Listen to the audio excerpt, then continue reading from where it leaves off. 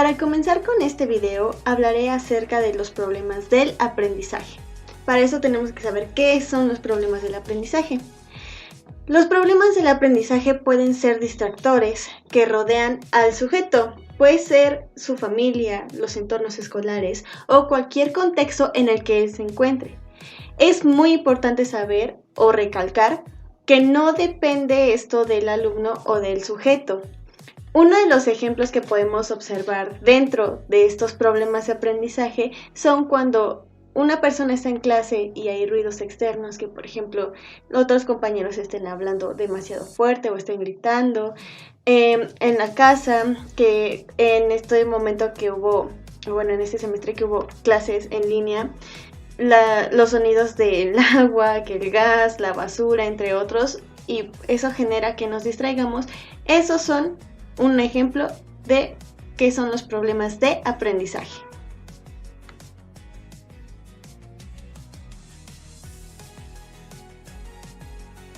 Ahora, ¿cuáles son las características que van a determinar un problema de aprendizaje en los niños?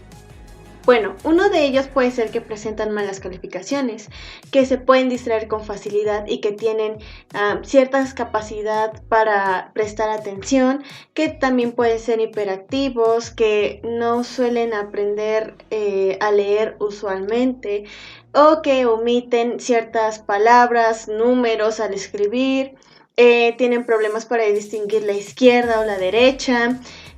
A veces en la falta de coordinación, por ejemplo al caminar, al jugar deportes o incluso en actividades que pues son relativamente sencillas, y también pues tienden a perder ciertas pertenencias, tienen muchos olvidos con sus objetos, entre otras cosas. Dentro de esta unidad de conocimiento llegamos a ver ciertas teorías que nos ayudan a comprender cuáles son precisamente estas dificultades de aprendizaje. Una de estas teorías es la teoría ecológica.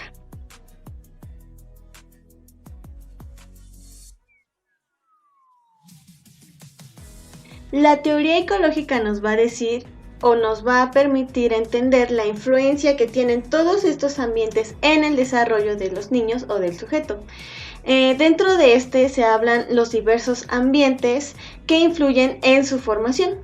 Por ejemplo, el ambiente ecológico, porque por eso se llama teoría ecológica, es el conjunto de estructuras de diferentes niveles que cada uno tiende o está dentro de su desarrollo o de su formación, como lo mencioné.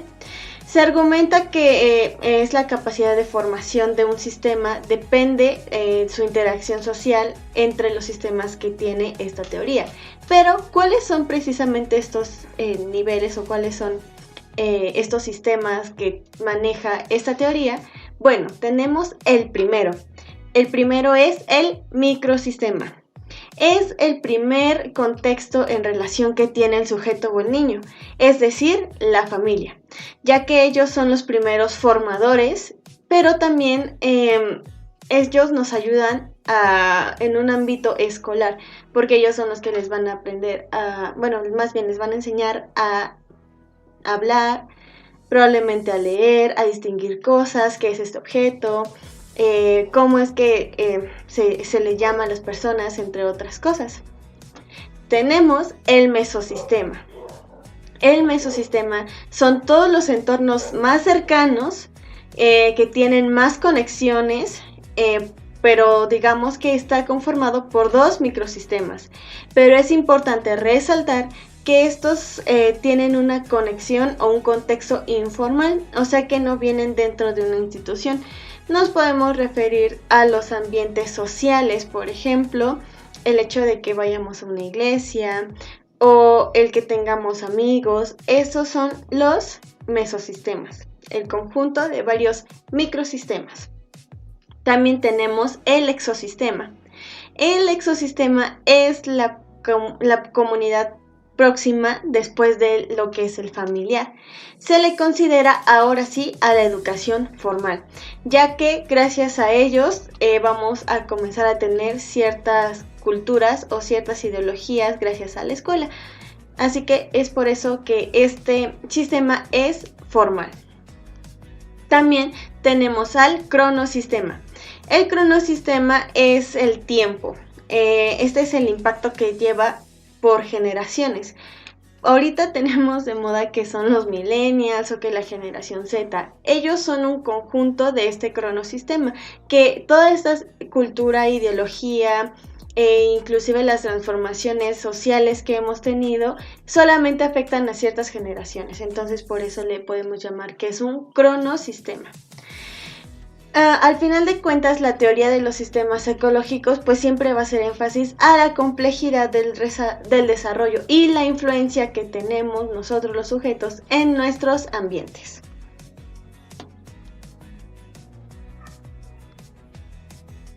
Otro de los temas que pudimos observar dentro de esta unidad de conocimiento son los procesos cognitivos básicos. ¿Cuáles son estos procesos cognitivos básicos? Bueno, tenemos principalmente tres, que es la percepción, la atención y la memoria. ¿Qué es la percepción? Bueno, la percepción va a ser este proceso de construcción del sujeto. La memoria va a ser el desarrollo e influencia del aprendizaje que tiene el sujeto. Y la atención va a ser el proceso para poder seleccionar o dividir tanto el aprendizaje como su construcción.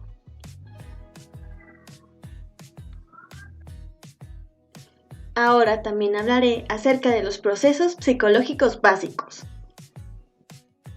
Los procesos psicológicos básicos suelen ser muy complejos e interactivos. Principalmente nos va a basar en las emociones o en las motivaciones que ya tenemos dentro de estos procesos, que son los que nos van a llevar a tomar toda la información que tenemos y de alguna manera resaltarla sobre nuestras actividades o acciones, como por ejemplo la memoria. Fases de la memoria. Es muy importante mencionar qué es la memoria. Anteriormente había mencionado que es el desarrollo e influencia en el aprendizaje, pero esto es un concepto aún más complejo. Es el proceso constituido a través de la comunicación y las relaciones sociales, donde el lenguaje va a jugar un papel muy importante y que se le va a considerar como el proceso y producto de significados compartidos. Ya sea por la acción conjunta de los seres humanos en un contexto histórico o donde de alguna manera se va a sintetizar la información. La memoria tiene tres fases. La primera va a ser la codificación, que va a ser cómo va a presentarse de manera física a una presentación mental. La retención, que va a ser el proceso en el cual la información va a ocupar un lugar en nuestro sistema, pero esta información puede perderse fácilmente, como le podríamos llamar olvido. Y la última, que va a ser la recuperación. Este va a ser el proceso en donde vamos a tener acceso a la información que hemos almacenado, pero también la va a ordenar y la vamos a utilizar estratégicamente para poder acceder a ella. Tenemos diversos tipos de memoria. La primera es la memoria sensorial. Esta va a ser la responsable de mantener durante ciertos periodos, pero muy breves, la información que alcanza nuestros sentidos. Puede ser icónica. La icónica son imágenes. La memoria ecoica, que son todos los sonidos. También tenemos la memoria a corto plazo.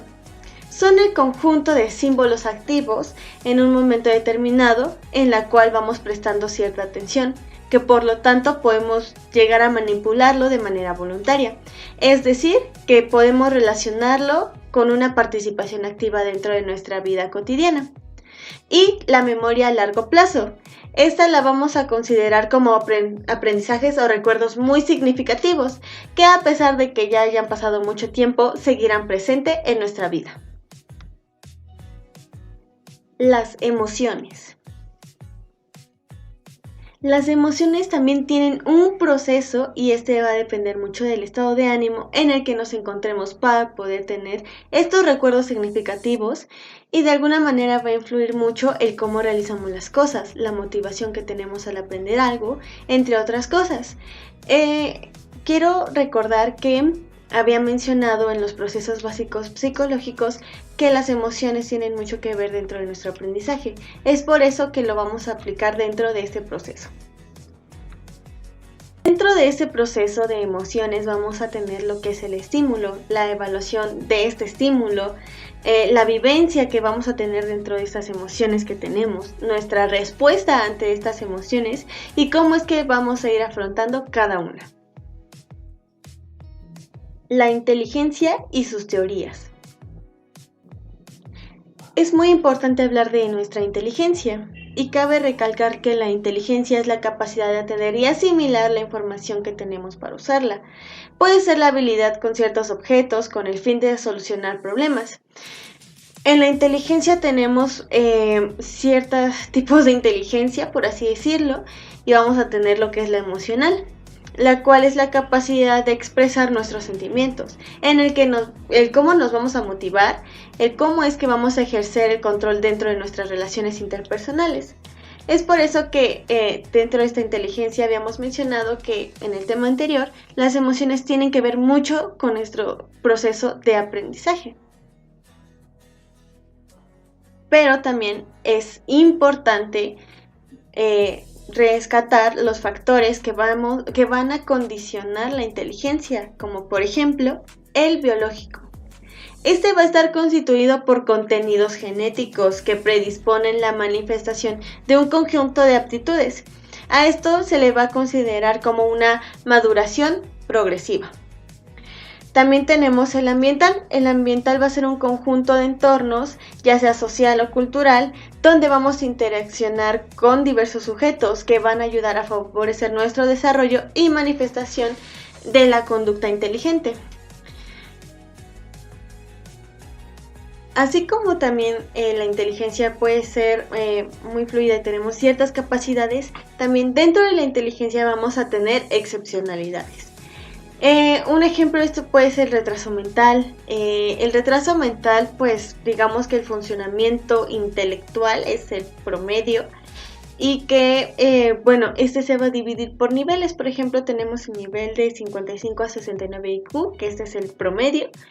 El moderado, que es el de 40 a 54 IQ, y pues ya precisamente el retraso profundo, que es el 25 IQ, que es el nivel más bajo, por así decirlo.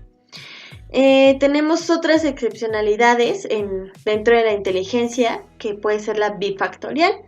Esta inteligencia pues es general. Esta es la capacidad que vamos a tener nosotros a resolver cosas, pero también tenemos la inteligencia específica, que dice que las capacidades intelectuales pueden ser variables. O también tenemos lo que es la multifactorial. Este va a poner énfasis a todas las diferentes capacidades que tenemos, como puede ser la fluidez verbal, puede ser la comprensión verbal, la capacidad espacial, que vamos como... tengo distancia de aquí a acá, por ejemplo. Tenemos la velocidad perceptual, de cómo es que percibimos las cosas y a qué velocidad lo hacemos precisamente. El razonamiento y la aptitud numérica y la memoria. Digamos que esta teoría, estas excepcionalidades, se van a trabajar con 7 factores que nos van a dar la oportunidad de ver qué tipo de inteligencia vamos a trabajar y que pues al final de cuentas la inteligencia se va a poder medir, pero pues también puede tener otros factores. ¿O qué factores va a tener esta inteligencia que vamos a trabajar? No todos pueden tener inteligencia porque pueden llegar a tener trastornos. Esto es lo que nos va a detener, desarrollar y utilizar la inteligencia que tenemos. Un problema de aprendizaje tiene que ver con el contexto que le permite aprender al niño, como lo mencioné desde el principio. Y esta va a ser la dificultad, o el trastorno es la dificultad que vamos a tener, pues, a la inteligencia que se va a desarrollar tanto con nuestro contexto biológico como el contexto externo.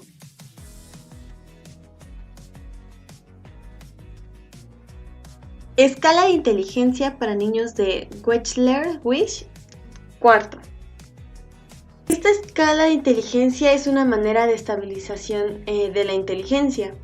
Este va a estar conformado por 15 pruebas, las cuales 10 se pueden decir que son obligatorias y 5 son opcionales. Esto ya depende de cada niño o de cada contexto que tengamos. Este va a permitir obtener un perfil de puntuaciones escolares, los cuales pueden ser la comprensión verbal. Aquí es donde nos vamos a enfocar precisamente más en el lenguaje, en el razonamiento perceptivo, en la memoria de trabajo, en la velocidad de los procesamientos que serán observados dentro del retraso mental.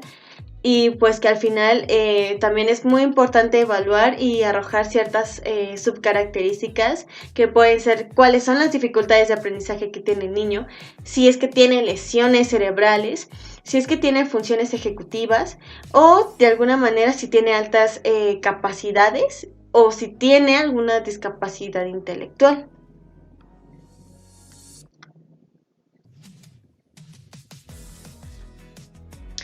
Este diagnóstico nos va a ayudar a comprender cómo interactúa el niño con el contexto. Con el carácter del niño podemos llegar a identificar qué emociones tiene.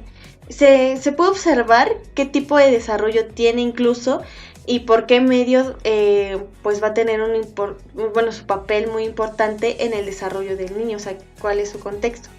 Cuando el niño llega a tener un desarrollo óptimo, es más fácil que se logre identificar cuáles son precisamente estas dificultades.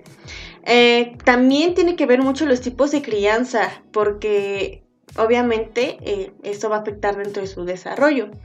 En la escuela los papás también tienden a omitir cierta información, por lo cual es un poco más complicado de llegar a un diagnóstico correcto, pero también hay dentro de esto los diagnósticos clínicos, ¿no?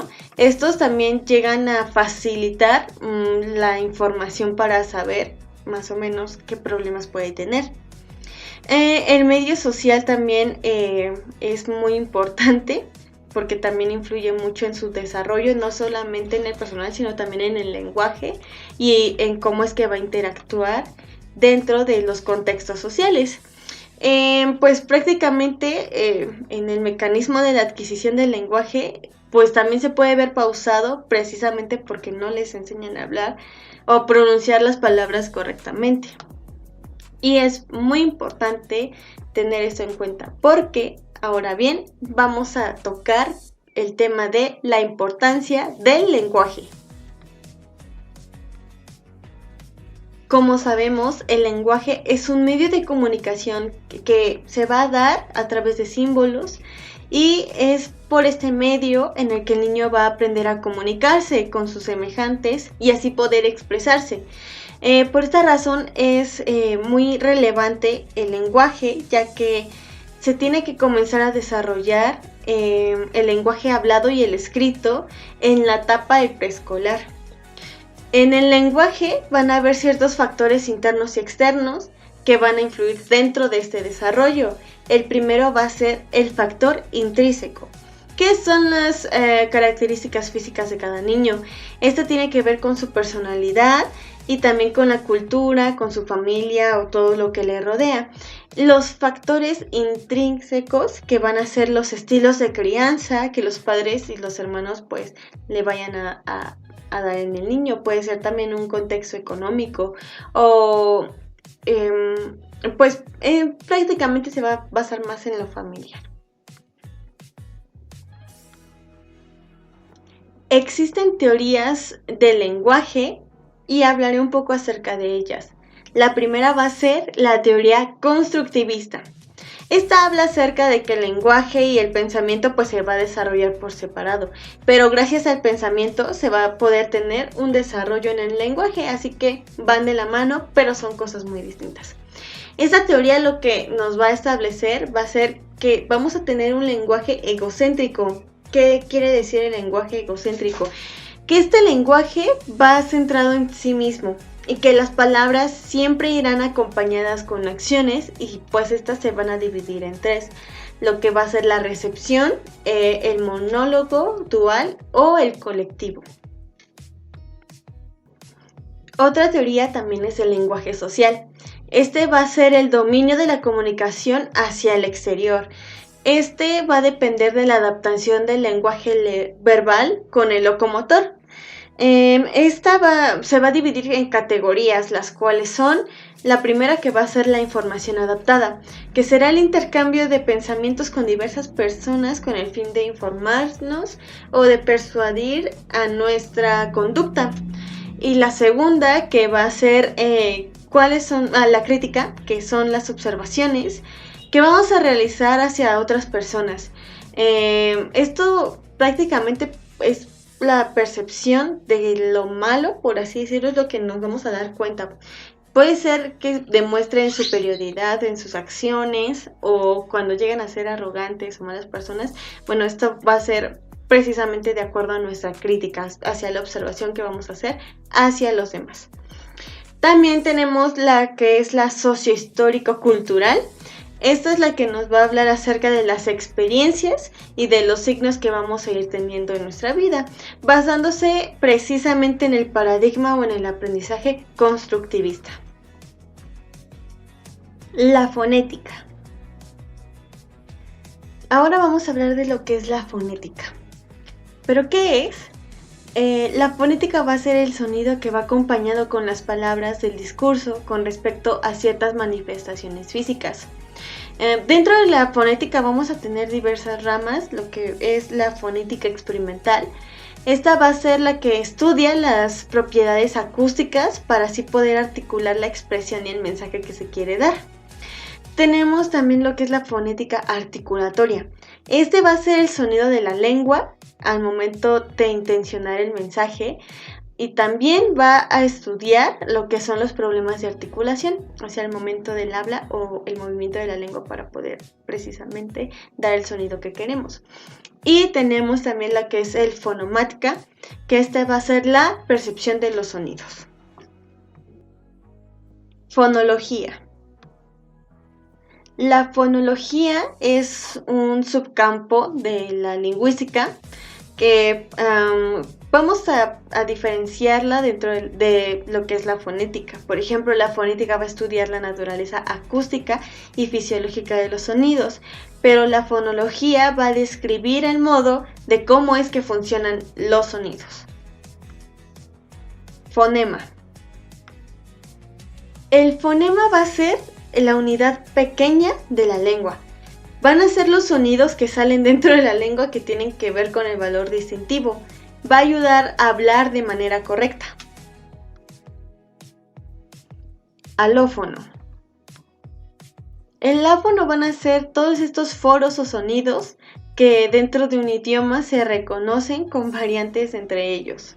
Por ejemplo, puede ser algún silbido o algo con lo que nos podemos referir, por ejemplo, como uff, o como si algo pasó, por ejemplo, vimos que alguien se pegó y es como que uff, porque estamos viendo que se pegó, entonces queremos como imitar lo que probablemente sintió la persona, entonces el alófono va a ser precisamente pues lo que en un idioma vamos a reconocer dentro de pues las expresiones que queremos dar. Organización fonética. Dentro de la organización fonética vamos a tener diversos puntos dentro de la organización. El primer punto va a ser la articulación. Este es el contacto de los órganos fonoarticulatorios durante el fonema. El segundo va a ser el modo de articulación, que es la posición y punto de contacto de los órganos fonoarticulatorios. El tercero, que es la sonoridad, que es pues la intervención de cómo es que la vibración de las cuerdas vocales va a producir los fonemas. Y también tenemos la resonancia, que es la salida del aire, ya sea por medio de boca o nariz.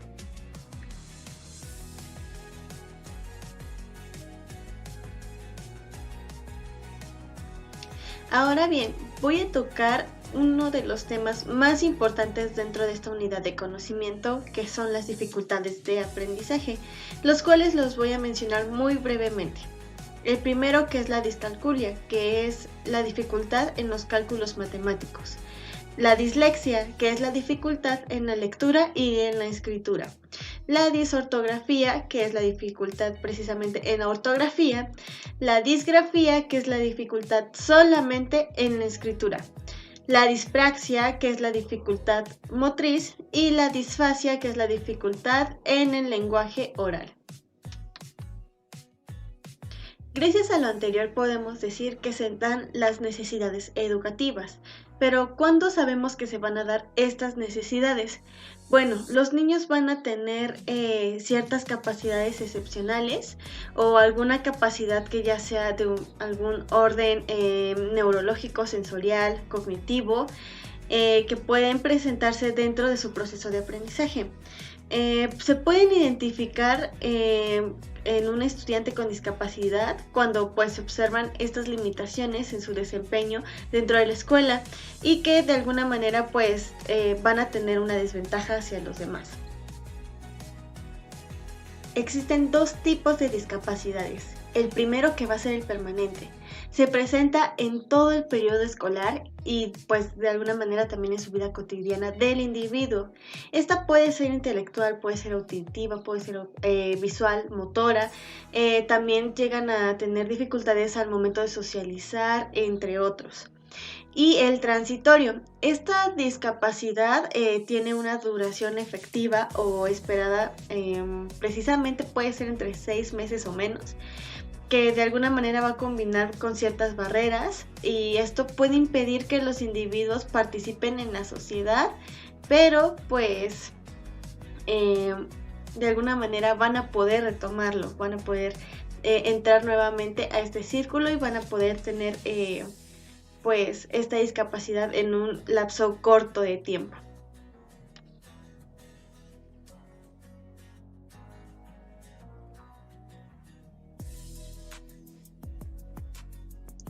Para concluir con este video, quiero resaltar que los problemas de aprendizaje son contextuales, no tienen nada que ver con el sujeto, sino con todo lo que rodea y que es muy importante diferenciar lo que son los problemas de aprendizaje y las dificultades de aprendizaje.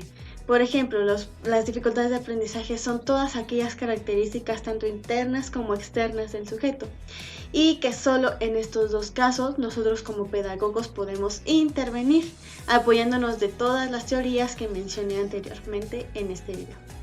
Y pues me llevo mucho de esta unidad de conocimiento. Gracias.